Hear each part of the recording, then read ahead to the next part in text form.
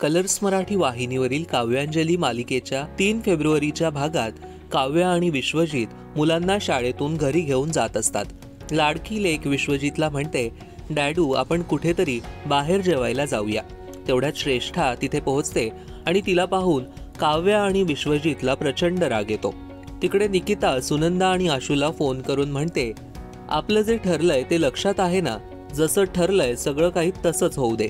अंजलीला प्रीतम सोबत एकही सुखाचा मोमेंट मला जगू द्यायचा नाहीये। मात्र इकडे काही वेगळंच चित्र दिसतं। प्रीतम प्रेमाने अंजलीला घास भरवत असतो आणि अचानक अंजलीच्या मागे काहीतरी पडतं। त्यामुळे ती घाबरते आणि प्रीतमच्या जवळ येत त्याला आय लव्ह यू प्रीतम असं म्हणते। थोडक्यात आता आगामी भागात प्रीतम अंजलीचे क्यूट मोमेंट्स आपल्याला पाहायला मिळणार यात काही शंका नाही। तुम्ही पाहायला विसरू नका काव्यांजली रात्री 8:30 वाजता आपल्या कलर्स मराठीवर।